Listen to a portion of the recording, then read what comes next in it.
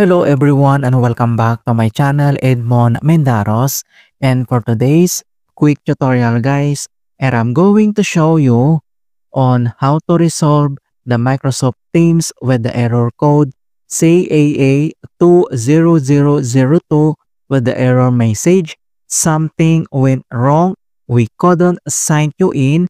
If this error persists, contact your system administrator and provide with the error code CAA20002. So this error is often caused by issues with the user account or the authentications process, connectivity issues, and accurate sign-in informations, and network configurations issues. Kung paano ba natin ito i-fix, and without further ado, and let's go ahead. So the first solutions we will do is to clean team cache files. Kung paano ba yan natin gawin, all you have to do is open up on a search menu. And dito sa search for app, so type mo lang dito yung File Explorer. And i-click mo lang dito yung open.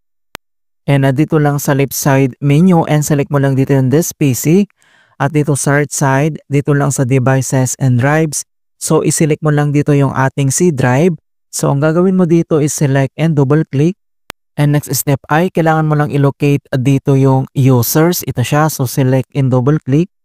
And then next step ay select mo lang dito yung username natin. So same, select and double click.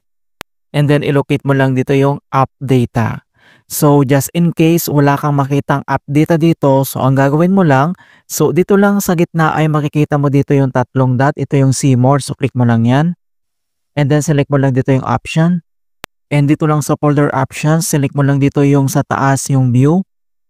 And dito sa advanced settings ay kailangan mo lang iselect dito yung show hidden files para mag-appear dito yung app data. And then i-click mo lang dito yung OK. Alright, so proceed na tayo. So same, dito sa app data, select and double click. And then select mo lang dito yung local. Select and double click. And then ilocate mo lang dito yung Microsoft. So scroll down lang tayo.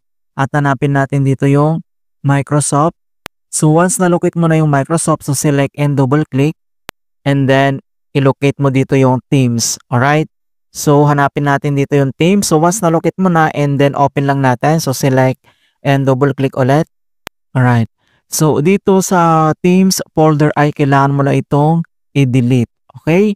So click mo lang dito sa taas yung delete. Alright? So after dito, and the other solution na pwede natin gawin is to modify internet options. So all you have to do is to open up on the search menu. And dito sa search for app, so type mo lang dito yung internet option. And then click mo lang dito yung open. And once na-open mo na tong internet options, so dito lang sa taas ay kailangan mo lang iselect dito yung advanced tab. So click mo lang yan. And dito lang sa kanyang settings, and then ilocate lang natin dito yung use TLS 1.0 and 1.1. So scroll down lang tayo, and then kailangan mo lang ilocate dito yung use TLS 1.0 and then use TLS 1.1. So uncheck mo lang yan. Uncheck, uncheck. And then click mo lang dito yung apply and click mo lang dito yung okay. Alright, and the next solution na pwede natin gawin is to repair and reset the app.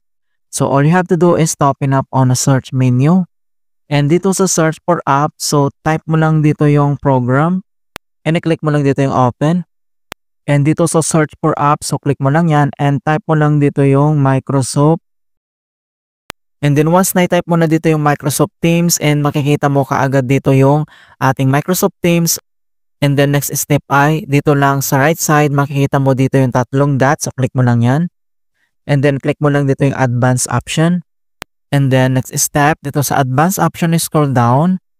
And dito lang sa reset, itap mo lang dito yung repair. And wait natin na ma-complete yung repair process. And then after this repair process, ang next step ay itap mo lang dito yung reset. And then this will permanently delete the app's data on this device, including your preferences and sign-in details. So itap mo lang dito yung reset. And wait natin na ma-complete yung reset process. Okay, so after dito sa reset procedure ng Microsoft Teams, so close lang natin yan. At dito lang sa start menu, and kailangan mo lang mag-restart. Okay, click mo lang yan. Alright, so ganoon lang po kasimple on how to fix Microsoft Teams with the error code CAA20002 on Windows. And please don't forget to like this video and subscribe to my channel for more quality content. Thank you guys and see you in my next tutorial.